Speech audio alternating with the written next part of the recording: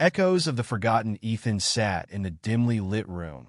The hum of the underground city, a distant murmur beyond the thick concrete walls. The stolen data drive lay on the desk before him, its decrypted files splayed out in fragmented text and corrupted images. Project Reverie had been real. Dr. Adrian Kessler had been real. But the full truth still eluded him. As he scrolled through the files, a sudden static burst erupted from his earpiece, followed by a voice, distorted but unmistakably human. "Ethan, can you hear me?" His breath caught in his throat. He hadn't activated his comms, and his current safe house was off-grid. No known signals should be able to reach him here. He hesitated before responding, his fingers hovering over the interface. "Who is this?" A pause. Then the voice returned, softer this time, almost familiar. "You don't remember me, but I remember you. They took everything, didn't they?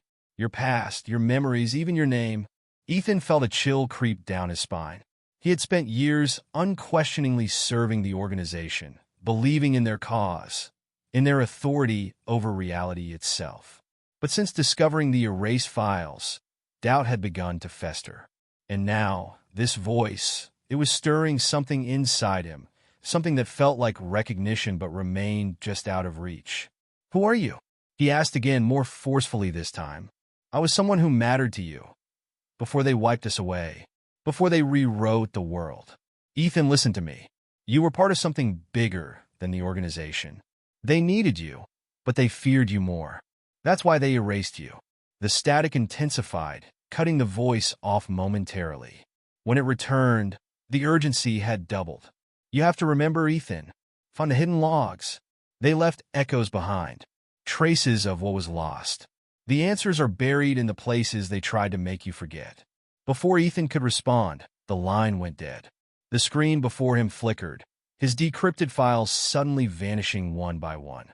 Someone was covering their tracks. Someone who knew he had been digging too deep.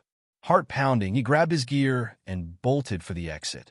The echoes of the forgotten were calling him, and he wasn't about to ignore them. He raced through the dark corridors of the abandoned subway tunnels that led away from his safe house. The air was damp, the scent of rust and decay thick in his nostrils. His mind swirled with questions. Who was the voice on the other end? How had they broken through the organization's security? And more importantly, why did their words feel so painfully familiar? As he reached a junction, his watch vibrated, a silent alert. Someone had breached the outer perimeter. He pressed himself against the cold stone wall, listening. Footsteps.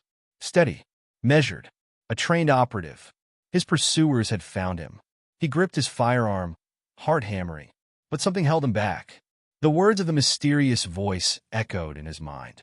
Traces of what was lost, buried in the places they tried to make you forget. His grip loosened. He couldn't keep running blind. He needed answers. Slowly, he backed away, slipping into a maintenance hatch he had discovered days earlier.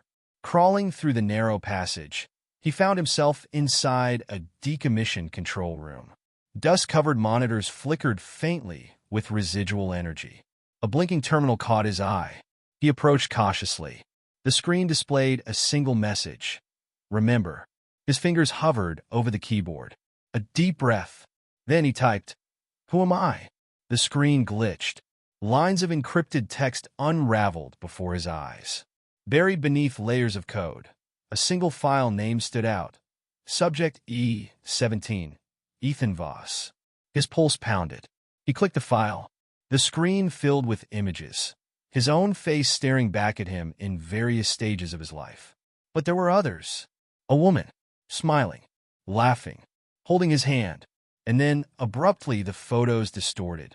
The woman's face blurred, her name replaced with static. A void where someone had been erased. Ethan's breath came in short gasps. The organization had done this. They had rewritten his past. But why? And who was she? The speakers crackled. The voice returned, more urgent this time. "Ethan, they know you're here. Run!" A sharp bang echoed from the tunnels. They had found him. Without hesitation, he grabbed a portable drive, transferred the files, and bolted from the control room.